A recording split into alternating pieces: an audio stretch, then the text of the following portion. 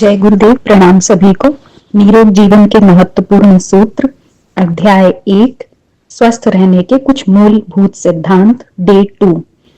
Last topic में हमने पढ़ा कि हमें मांसाहार का सेवन नहीं करना चाहिए और हमें जितना हो सके हरी सब्जियों का, ताजी सब्जियों का, अंकुरित अनाज इत्यादि को अपने आहार में सम्मिलित करना चाहिए।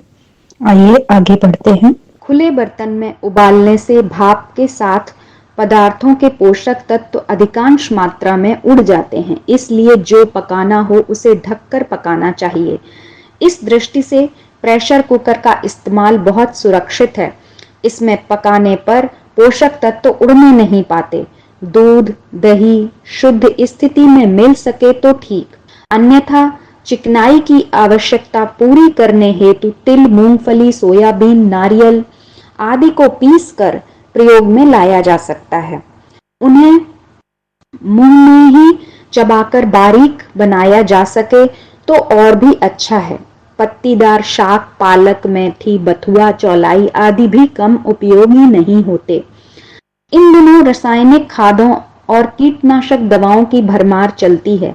अच्छा हो अपनी निजी छोटा सा खेत मिल जाए और उसमें खाद्य उत्पादन चलता रहे। घरेलू शाक वाटिका आंगनबाड़ी, छतबाड़ी, छप्परबाड़ी के रूप में इस प्रकार लगाई जा सकती है कि उससे पैसे भी बचें, शुद्ध और ताजी वस्तुएं भी मिलें और उत्पादन, पोषण भी तथा रचनात्मक कला कौशल भी सीखने को मिलता रहे। श्रम से व्यायाम की आवश्यकता पूरी होती रहे। मसालों का प्रयोग कम से कम करना चाहिए। वे सभी पेट में जलन उत्पन्न करते हैं और स्वादेंद्रियों का स्वभाव बिगाड़ते हैं, जिनके कारण अनायास ही आवश्यकता से अधिक भोजन करने की आदत बन जाती है।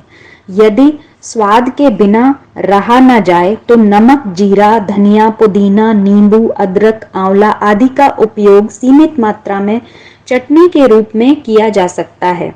लाल मिर्चों, हींग, लौंग जैसी तीक्ष्ण वस्तुओं से तो परहेज करना ही चाहिए।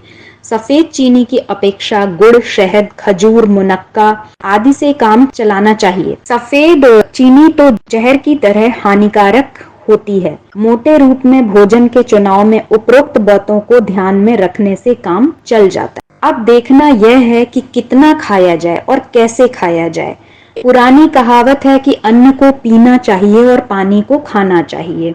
बात अटपटी सी लगती है पर है 16 आने सच। ग्रास को 32 बार चबाने का नियम है, जिसका प्रयोजन यह है कि उसे उतना अधिक मुंह में पीसा जाए कि गले से नीचे उतरने में कठिनाई न पड़े। आमाशय की तरह मुंह में भी पाचक रस होते हैं। वे अगर ठीक तरह पूरी मात्रा में मिलें तो पाचन सरल होगा, अन्यथा मुंह का काम भी पेट को करना पड़ेगा। जल्दी जल्दी ग्रास निगलने, खाने का समय बचा लेने की आदत बुरी है। इससे स्वास्थ्य पर सीधा दबाव पड़ता है। पानी को खाने की बात इसलिए कही गई है कि उसे घूंट घूंट कर चम्मच से इस प्रकार पिया जाना चाहिए कि उसमें भी मुंह की लार का समुचित सम्मिश्रण होता रहे। भोजन के साथ उतना ही पानी पीना चाहिए जितना कि आहार का सूखापन मिटाने के लिए नितांत आवश्यक हो। अधिक पानी पीने का क्रम तो भोजन के 1 घंटे बाद चलाना चाहिए। यूं पानी एक आहार है, उसमें पोषण तो होता ही है, भीतर की सफाई करने में भी सहायता मिलती है। दिन रात में जाड़े के दिनों में 8 गिलास और गर्मी के दिनों में 10-12 गिलास पानी पिया जा सके तो ठीक है। पानी शुद्ध और छना होना चाहिए। जहां पानी में अशुद्धता की आशंका हो वहां उसे उबालकर ठंडा करके पीना चाहिए। पानी के बर्तन भी उतने ही शुद्ध और स्वच्छ रखने चाहिए जितने कि भोजन के। कितना खाया जाए, इसका उत्तर यह है कि भूख से कम। आधा पेट आहार से भरना चाहिए, चौथाई पानी के लिए और चौथाई हवा के लिए खाली रखना चाहिए। इतना नहीं खाना चाहिए कि पेट तन जाए और आलस्य आने लगे, सोने का जी करे। यदि आहार स्फूर्ति देने के स्थान पर आलस्य, भारीपन लाने लगे तो समझना चाहिए कि मात्रा आवश्यकता से अधिक हो गई है। यह ख्याल सही नहीं कि जितना अधिक खाया जाएगा उतना अधिक बल मिलेगा। बल की बात तो पचने के उपरांत समझी जा सकती है। अधिक मात्रा में खाया हुआ आहार तो पेट पर दबाव डालता है और शक्ति देने के स्थान पर उसका शोषण करता है। कब खाया जाए, इस प्रश्न का उत्तर भी सीधा सा है, जब पिछला अच्छी तरह से पच चुका हो, पेट खाली हो गया हो और कड़ाके की भूख लगने लगे।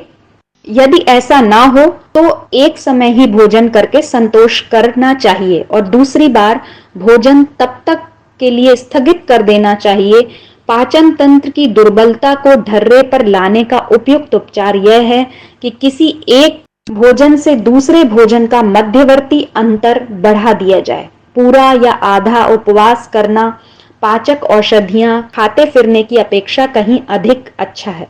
इसमें आहार का और पेट के पाचक रसों का अपव्यय बचता है।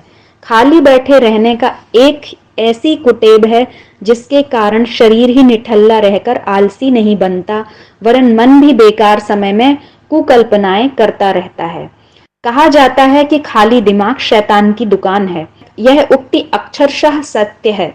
जो बेकार रहेगा उसे सनकें ही सूझती रहेंगी और ताश, चौपड़, शतरंज जैसे व्यसनों को समय काटने के लिए अपनाना पड़ेगा।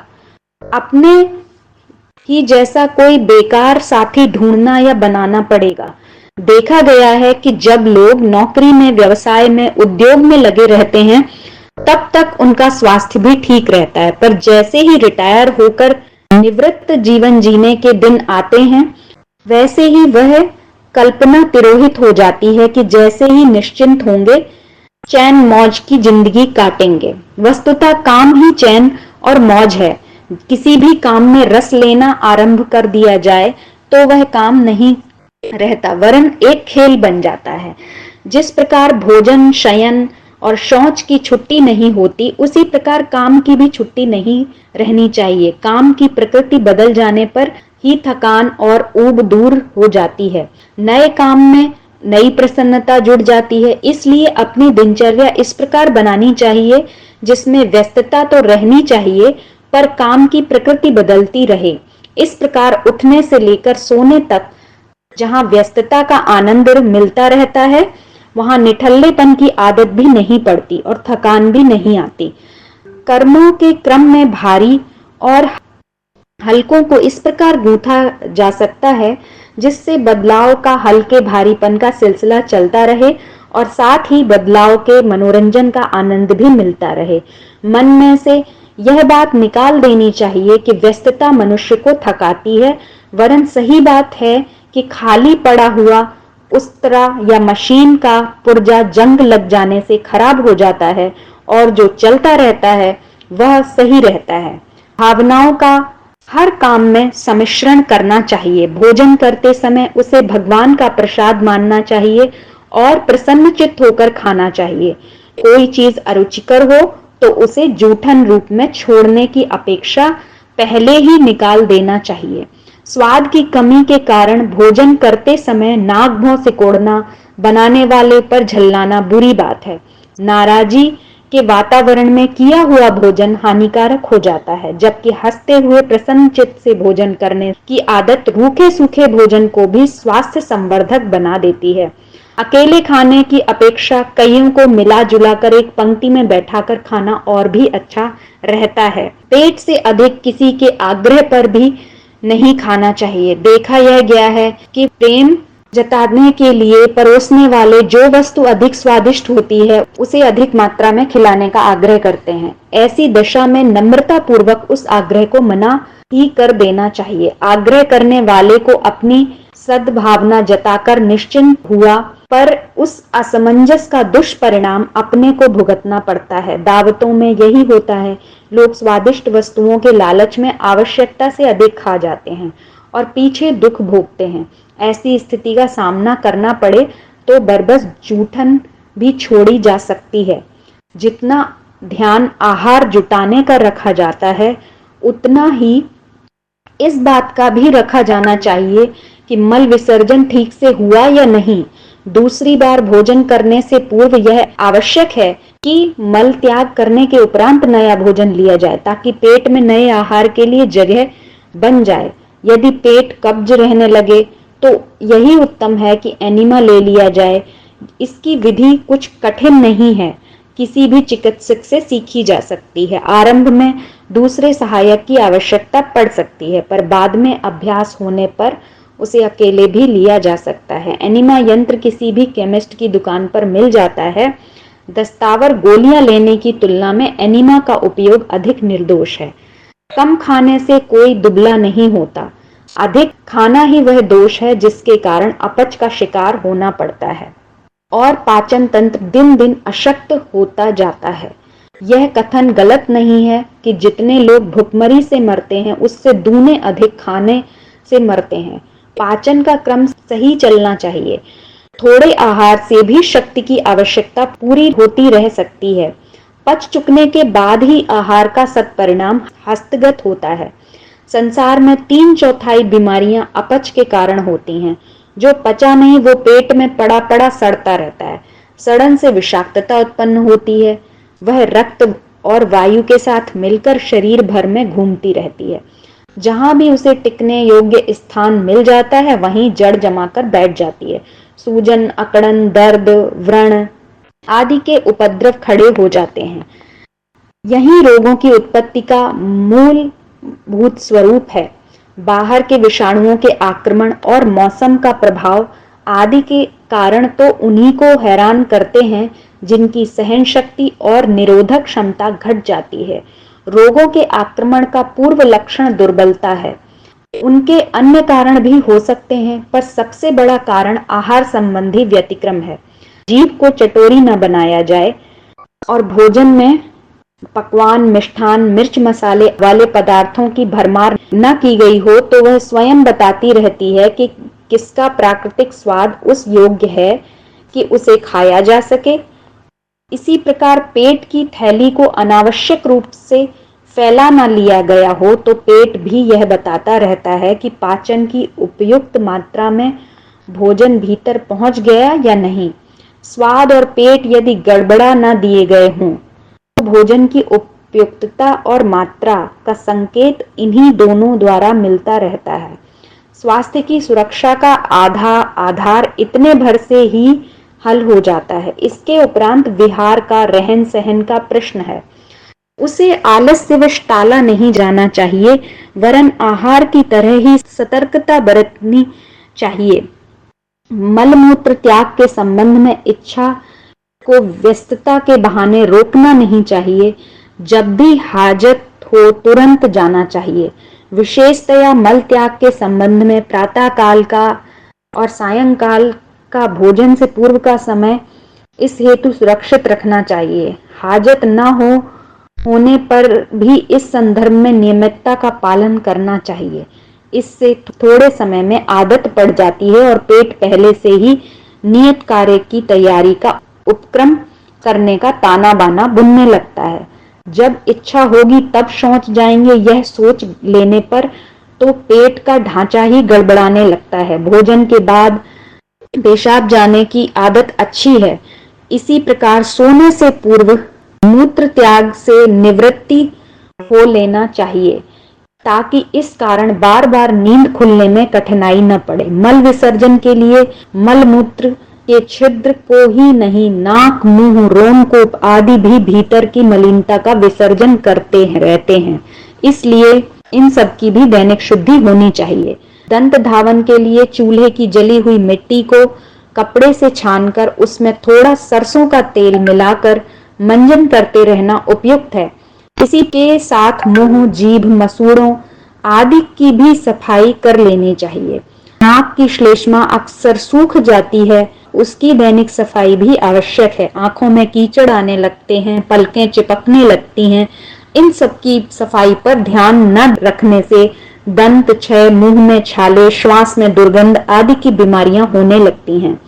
दैनिक स्नान भी भारत जैसे गर्म देश में आवश्यक है। अति ठंड वाले यूरोप जैसे देशों में इस संबंध में थोड़ी ढील भी रखी जा सकती है, पर भारत के हर प्रांत में हर ऋतु में यह आवश्यक है।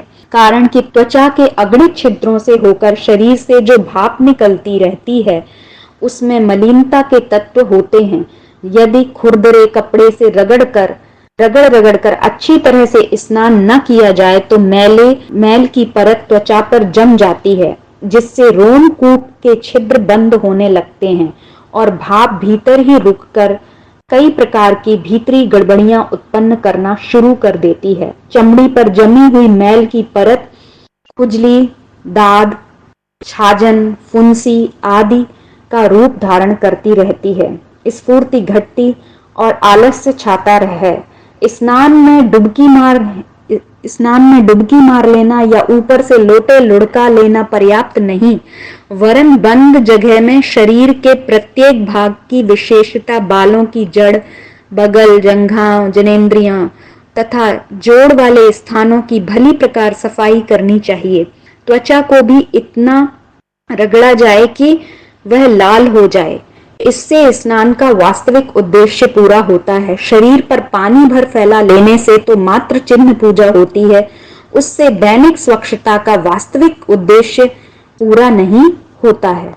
तो आज के टॉपिक में हमने पढ़ा कि जो भी चीज उबालकर पकाएं उसे हम हमेशा ढककर पकाएं, और अगर हमें अपने भोजन में कुछ चटपटा चाहिए तो हम चटनी बना सकते हैं। उसमें नमक, हरी मिर्च, धनिया, सेंधा नमक, आंवला इत्यादि का प्रयोग कर सकते हैं। और भोजन में बहुत लाल मिर्च और तीखे मसाले, लौंग, हींग इत्यादि का अधिक प्रयोग ना करें, और भोजन को चबाकर खाएं, भोजन को पिएं और पानी को खाएं। और भूख से हमेशा हमें कम खाना चाहिए, जब कड़ी भूख लगे तभी खाना चाहिए। फिर हमें गुरुदेव ने बताया कि कभी भी खाली ना बैठें, कुछ न कुछ हमें अपने काम का रूटीन बनाना चाहिए, उससे हमारा जो दिमाग है वो बिजी रहता है। अदरवाइज कभी कभी हम खाली होते हैं तो हम कुछ ना कुछ ईटिंग करते रहते हैं, या हमारे दिमाग में कुछ निगेटिव थॉट्स आने लगते हैं। तो हमेशा हमें कुछ ना कुछ काम अपने लिए निकाल कर रखना चाहिए, और हमें उसको कठिन काम और हल्के कामों को इस तरह से अरेंज करना चाहिए कि हमें बोझिल भी न लगे और हम थके भी नहीं। और हमें बताया कि भोजन जो हम करते हैं उसको हमें प्रसाद के रूप में खाना है, शांत भाव से,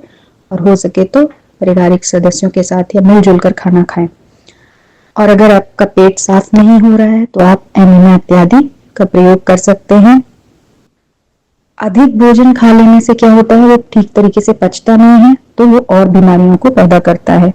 भोजन को अगर स्वाभाविक रूप में किया जाए तो वो हमें स्वयं ही बता देगा कि हम वो खाने योग्य है या नहीं। अगर हम कई बार कुछ चीजें हैं वो खराब हैं, पर हम उसमें इतने मिर्च मसाले डाल देते हैं कि उसका स्वाभाविक स्वाद हमें नहीं पता चलता है। तो अगर हम उन्हें स्वाभाविक रूप में खाएंगे तो हमें खुद ही पता चल जाएगा कि वो खाने योग्य है कि नहीं, हमारी जीवा बता देती है।